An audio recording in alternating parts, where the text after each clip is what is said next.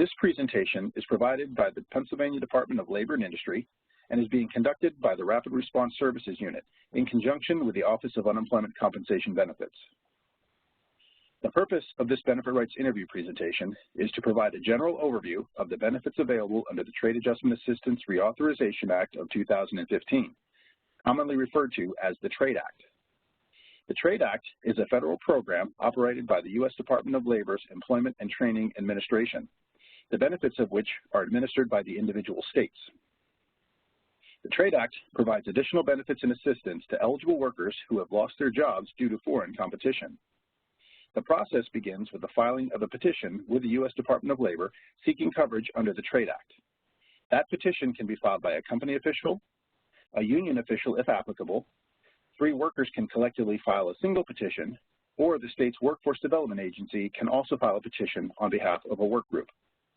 Once a petition has been filed, USDOL conducts an investigation to determine if the layoffs and/or facility closure meets the criteria for coverage under the TRADE Act.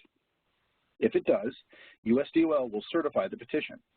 A certified petition is a positive outcome, meaning the worksite has been negatively impacted by foreign competition and the affected workforce now have the potential to apply for TRADE Act benefits under that certified petition. Once a petition has been certified, the next step in the process is for those impacted employees to become individually eligible to receive the TRADE Act benefits, and you will learn how that works in this presentation. It's important to note that this presentation is for informational purposes only and does not have the force of law or regulation. Please refer to the publication UCP 11D, the TAA Handbook, for further details.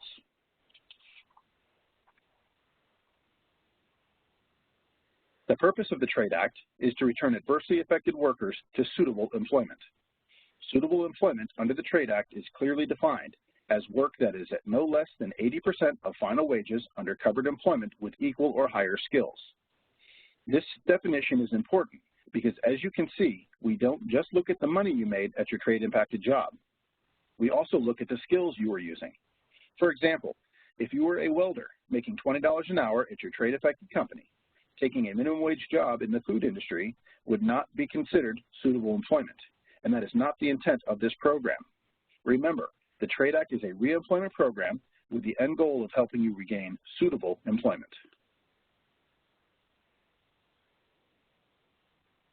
The TRADE Act offers a variety of benefits and services to support workers in their search for reemployment. These benefits and services include the following: Trade Adjustment Assistance, or TAA. There is a series of benefits that fall under the category of TAA, which include Employment and Case Management Services, Job Search Allowance, Relocation Allowance, and Training. These benefits are all accessed at your local PA CareerLink office. They will provide guidance, answer questions, and assist with the applications for each of these benefits. Reemployment Trade Adjustment Assistance, or RTAA, is a wage subsidy for eligible workers age 50 or older who are reemployed at a less wage than their trade-impacted job. This benefit as well is accessed through your local PA CareerLink office. They will provide guidance, answer questions, and again, assist with the application process. The Health Coverage Tax Credit, or HCTC, is a tax credit for health insurance costs. This benefit is controlled by the IRS, and they will be your point of contact for application and assistance. Trade Readjustment Allowance, or TRA, is an income support benefit and is maintained by the Office of Unemployment Compensation. The TRA unit within unemployment will be your point of contact for TRA benefits and questions.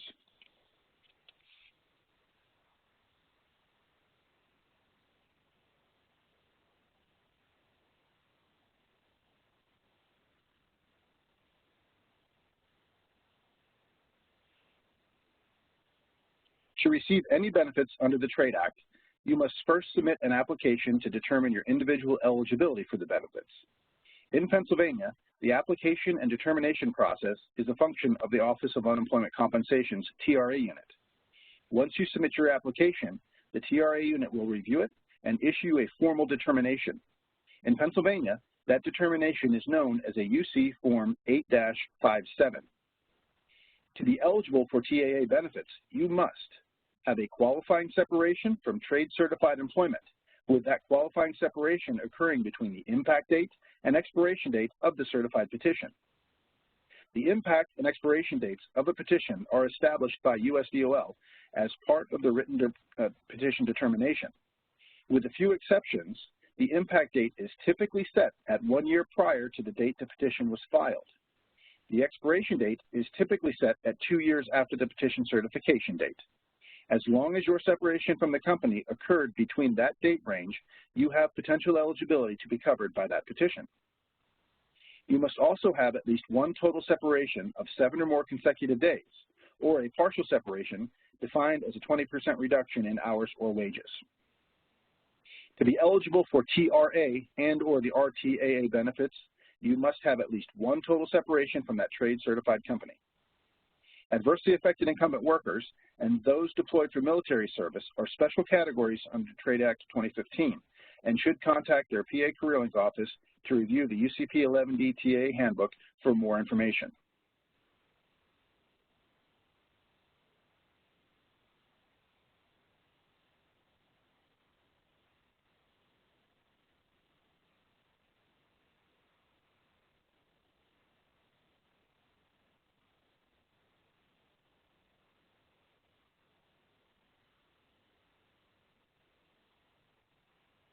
An adversely affected incumbent worker is a member of a group of workers that has been certified to apply for TAA benefits, but has not been totally or partially separated from employment and thus has no qualifying separation, but is determined to be individually threatened with a total or partial separation. Adversely affected incumbent workers can apply, be approved for, and participate in TAA-funded training while still employed.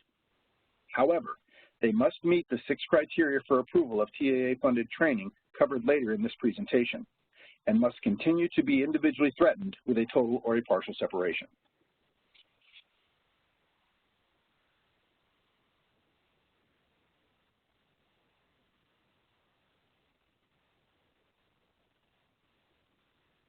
The following are some tips for applying for Trade Act benefits. First, please read your UCP 11D TAA handbook carefully to learn about the deadlines that apply to the benefits. Failure to meet these deadlines could jeopardize your ability to access these benefits. Certain TAA benefits are available only after you are enrolled in the PA Career Link system and registered on their website. If you need assistance registering, please contact your local PA Career Link office. Each benefit must be applied for separately and in advance of receiving the benefit. Each benefit must be applied for within a reasonable period of time while you are still an adversely affected worker. Contact the UC Service Center at 888-313-7284 and select the menu option to speak to a TRA representative. The representative will take your application information over the phone. Once the application has been processed, the TRA unit will mail the UC Form 8-57 determination to you. Keep in mind, the determination process can take a few weeks to complete, but once you've received your determination confirming your eligibility for the program, you will have the ability to apply for TAA benefits.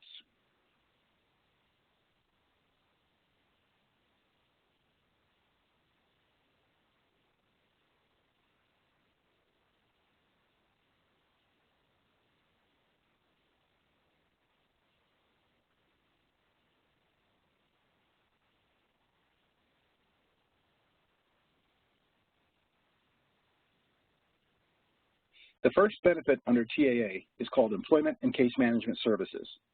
This benefit gives you access to case managers and counselors who will help navigate you through the process and assist with applying for the various trade benefits. Remember, the goal of the Trade Act is to obtain suitable employment. These resources can help prepare you for that goal while also ensuring the requirements needed for the individual trade benefits are being met. The Trade Act can be a complicated program, but it's important for you to understand that you do not have to figure these benefits out on your own. We are here to help and will case manage you through the entire process, but it is up to you to take that first step and engage with your local PA Career Link. The sooner you get started, the less likely you are to miss critical deadlines. Remember, these are your benefits to use, but they are also your benefits to lose.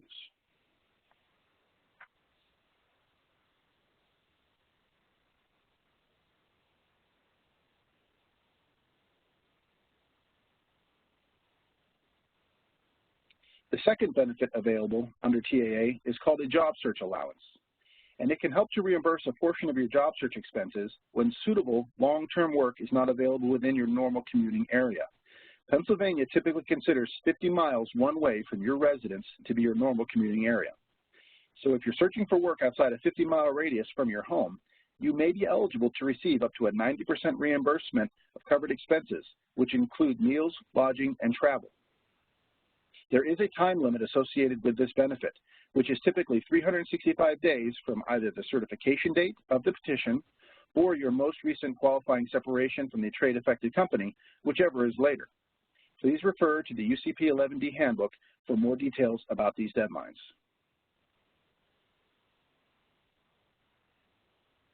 The third benefit available under TAA is a relocation allowance. If you and your family are relocating within the United States or its territories because you have obtained new, suitable long-term employment that is outside the normal commuting area, you may be eligible for a reimbursement of up to 90% for reasonable and necessary expenses of moving you, your family, and your household effects.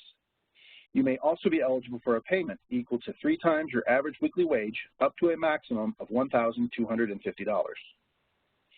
Reimbursable moving expenses can include meals, lodging, and travel. There is a time limit for this benefit, which is typically 425 days from either the certification date of the petition or, again, your most recent qualifying separation from the trade-affected company, whichever is later. Again, please refer to publication UCP 11D, the handbook, for more details about these deadlines. It is also important to note that the application for the relocation allowance must be initiated at your local PA Career Link prior to moving. If you fail to begin the application process before you move, you will jeopardize your ability to receive this benefit. Remember, the PA Career Link is your point of contact to access any benefits under TAA, including employment and case management services, the job search allowance, the relocation allowance, and also Trade Act funded training, which we will cover next.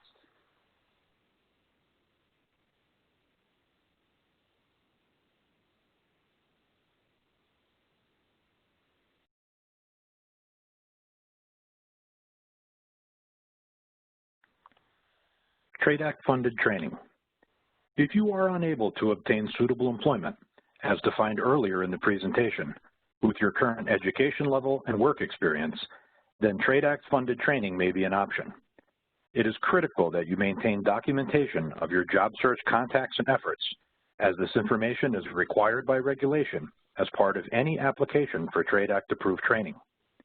You may keep your job search records however you choose, but be aware that your job search records must be data entered into the PA Career Link website at some point.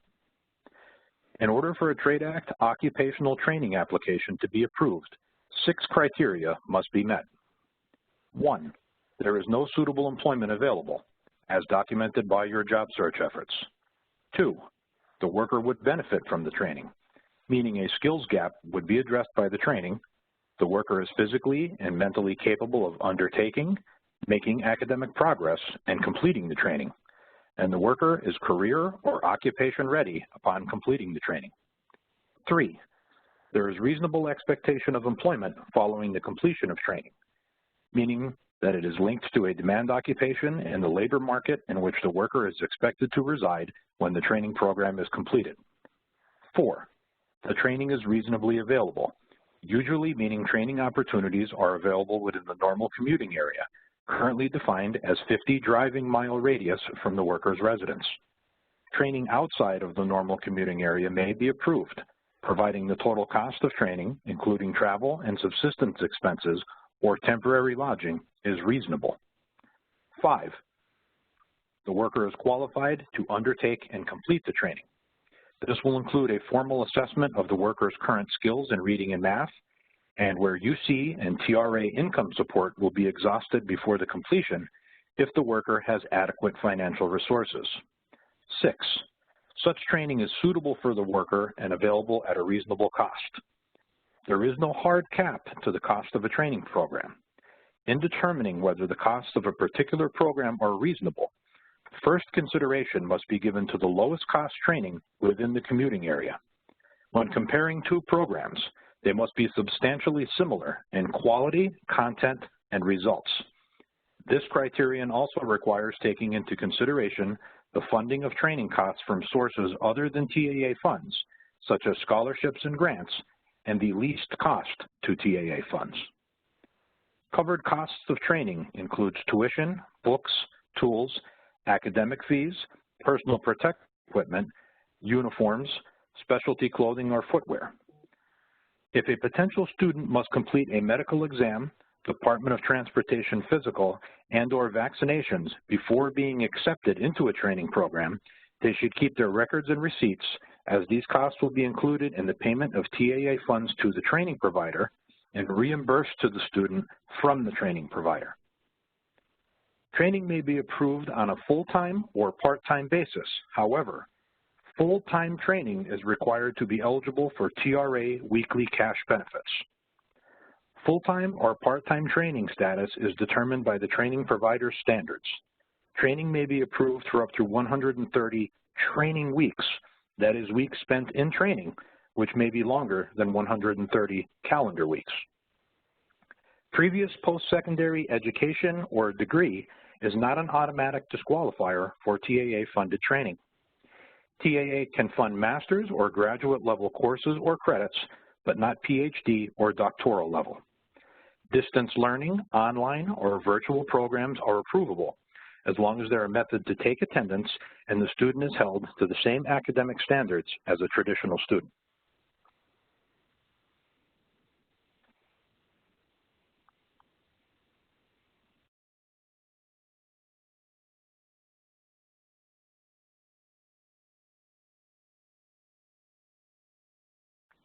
Types of training. Employer-based training. Training conducted by or for a specific employer or consortium of employers that may include hands-on training or both hands-on and classroom training. Categories of employer-based training include on-the-job training, which is a contractual agreement with the employer where the TAA program will cover 50% of your wages for a specified period of time at a new job while you are learning and becoming fully functional in the position. Customized job training is designed to meet the specific requirements of an employer or employers and a commitment by the employers to employ the individual upon completion of training, and the employer funds a portion of the training costs. Registered apprenticeship training. Most apprenticeships do not have a tuition, but the TAA program can assist the worker by covering the costs of books, tools, safety equipment, mileage and/or subsistence costs, or temporary lodging. Remedial training, including refresher courses in English, writing and basic or technical mathematics, English as a second language, high school equivalency or GED programs. Remedial training can be the only type of training that the worker participates in, or it may precede occupational training. Prerequisite training is a course or courses that may be taken separately prior to being awarded a seat in an occupational training or concurrently with occupational training. Occupational training. The worker is allowed one occupational training program per certified TAA petition. Occupational training is defined as a course or program leading to career readiness in one or more occupations upon completion of training. Incumbent worker training is a customized training that may include hands-on and/or classroom training to allow a worker who is threatened with total or partial separation in their current job to gain the knowledge, skills, and abilities to move into a job with their current employer that is not adversely affected.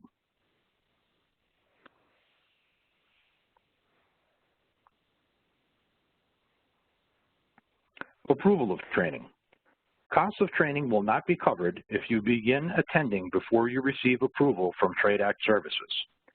If you were already participating in training or otherwise begin training before approval from Trade Act services, only the costs incurred after the approval of training will be covered. The training provider must have a trade master agreement with the Commonwealth, and the occupational training must lead to an occupation or occupations appearing on a regional high priority occupations list. An approved list can be found on the PA CareerLink website under the Training Opportunities section, but training is not limited to this list. As mentioned previously, only one occupational training program may be approved. Work closely with your case manager and the training provider to make an educated decision. Learn as much as you can about the job market, wages, and working conditions of the occupation or occupations.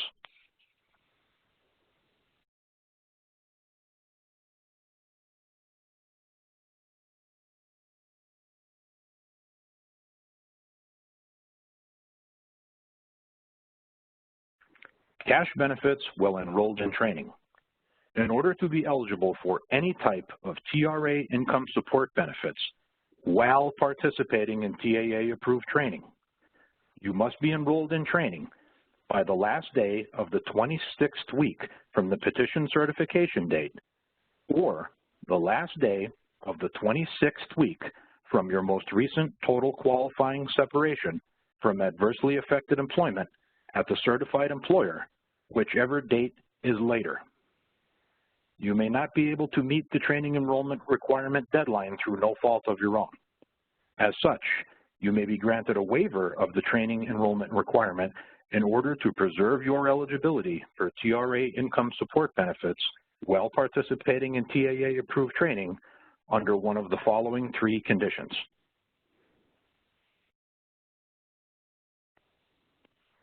Waivers of the training enrollment requirement. Waivers are not automatic, and you must request a waiver through your case manager and also meet specific requirements in order for Trade Act services to grant the waiver. 1, there is a delay in the first available enrollment date for training. The first available enrollment date for training must be within 60 days of the issue date of the waiver, or if later than 60 days, if there are extenuating circumstances. An acceptance letter from the training provider is required. 2, training not available. Training is not available at a reasonable cost, or training funds are not available. 3, health reasons. The worker experiences a physical or mental health issue that renders them unable to participate in training. It should be noted that a waiver under these circumstances does not exempt the worker from any requirements under state or federal UI or UC laws relating to their availability for work, active work search, or refusal to accept suitable work.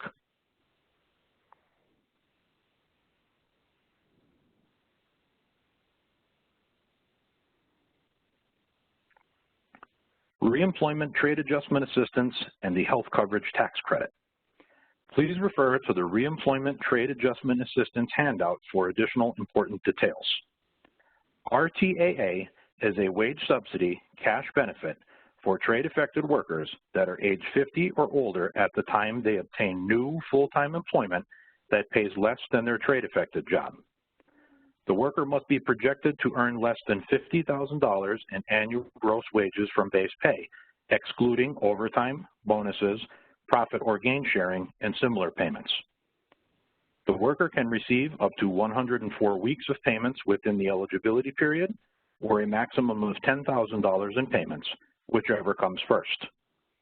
The eligibility period for a worker who has not received TRA payments is 104 weeks, beginning on either the date they become reemployed on a full-time basis, as defined by the employer, or the date that they exhaust all UC or UI eligibility based on the most recent separation from the trade-affected employer.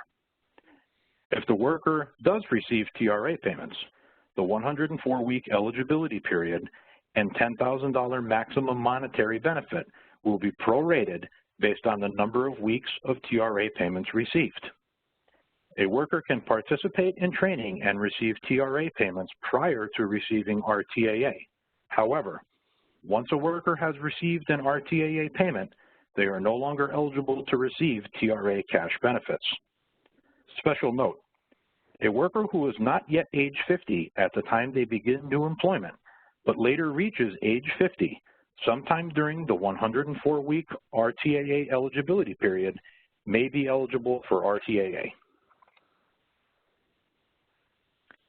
Health Coverage Tax Credit, or HCTC. Please refer to the WDP 36 Health Coverage Tax Credit handout for additional important details of the IRS Health Coverage Tax Credit. HCTC is not a health insurance plan, but rather a tax credit through the IRS equivalent to 72.5% of the amount paid for qualifying health insurance premiums for you and your family. The tax credit is available as an annual tax credit, where you would pay 100% of the applicable premiums and receive the 72.5% back as a direct credit on your federal income tax return using IRS Form 8885 and supporting documentation. HCTC is also available as a month-to-month tax credit under the Advanced Monthly Payment, or AMP option, where you pay your 27.5% portion of the premiums directly to the IRS, and the IRS adds in the 72.5% and pays your health plan administrator. To register for the Advanced Monthly Payment, HCTC, complete IRS Form 13441A and supporting documentation.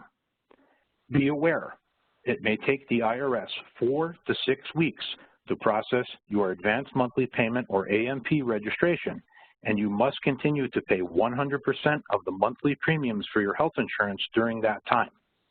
Once you are enrolled in the Advanced Monthly Payment Health Coverage Tax Credit, you can request reimbursement of the out-of-pocket premiums using IRS Form 14095 and supporting documentation.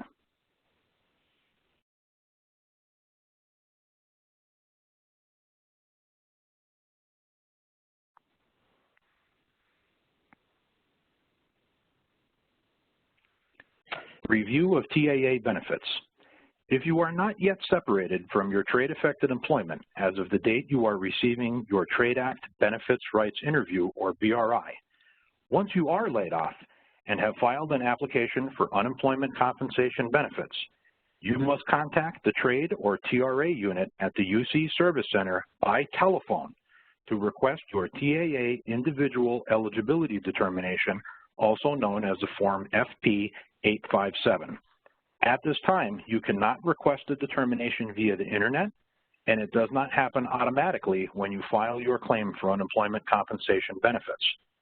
Contact your nearest PA CareerLink office and request to make an appointment with the TAA or Trade Act program representative. Review all of the Trade Act program materials, especially the UCP 11D Trade Act Program Handbook. Discuss your questions about the program benefits and deadlines with your TAA case manager at your PA CareerLink office.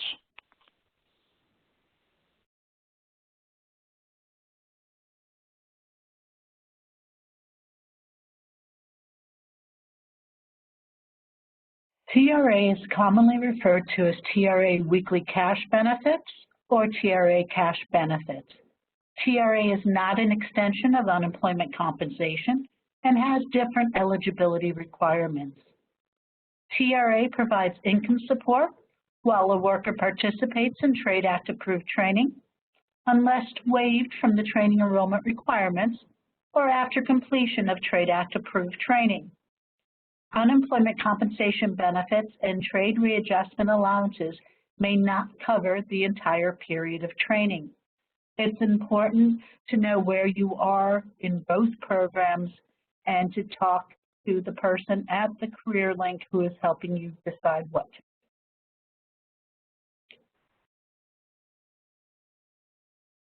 Qualifying for TRA cash benefits. You must be an adversely affected worker covered by a certified petition. You must be separated from certified employment due to a lack of work.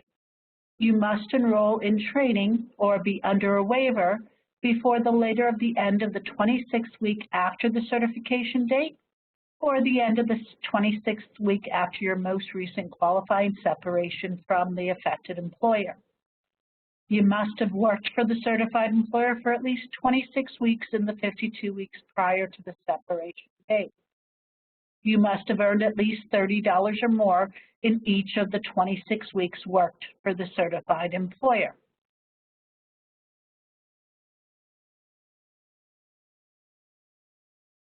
Enrolled in training. In order to receive TRA weekly cash benefits, you must be enrolled in training or be issued a written waiver. Some exceptions may apply. Enrolled means that you received a written notice of acceptance into a Trade Act approved training program and your training is to begin within 30 calendar days of the date of your approval. There are 3 types of TRA. There is basic TRA, which is up to 52 weeks minus unemployment insurance entitlement while attending approved full-time training, or waived from the training enrollment requirement, or after completion of the approved training. There is also additional TRA, and this is up to 65 weeks while participating in an approved full-time training in a fixed 78-week period. Additional TRA benefits end when training is completed, terminated, or withdrawn.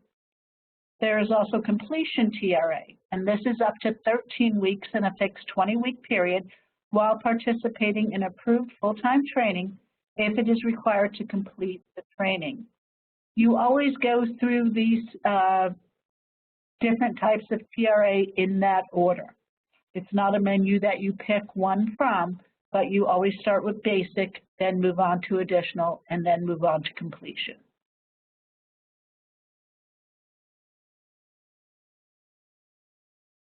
The TRA weekly benefit amounts. Basic TRA weekly benefit amount will be the same as the weekly benefit amount paid on the UC claim in effect at the time of the first qualifying total or partial separation after the impact date of the petition.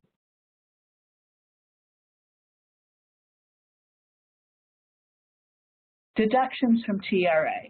If you are not participating in full-time Trade Act approved training, you can work and earn up to 30% of your maximum weekly benefit amount in a week without reducing your benefits. This amount is called your partial benefit credit.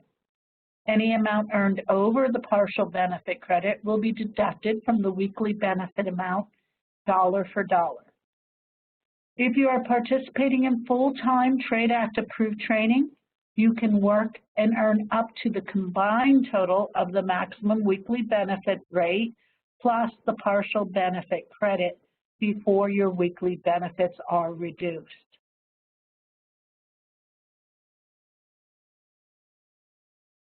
Breaks in training.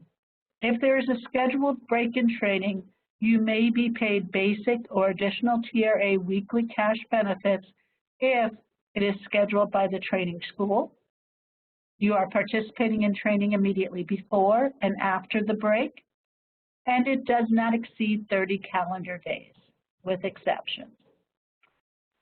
Note that completion TRA is not payable during any break in training, even if the break is scheduled by the training provider.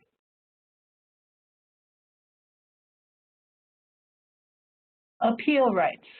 You have the right to appeal a department determination to a UC referee within 15 days from the date the ruling is mailed to you. You have the right to appeal the decision of the UC referee to the UC Board of Review within 15 days from the date the ruling is mailed to you. You have the right to request reconsideration from the UC Board of Review within 15 days of the date of the board's decision. And you have the right to appeal the decision from the UC Board of Review to the Commonwealth Court within 30 days from the date the ruling is mailed to you.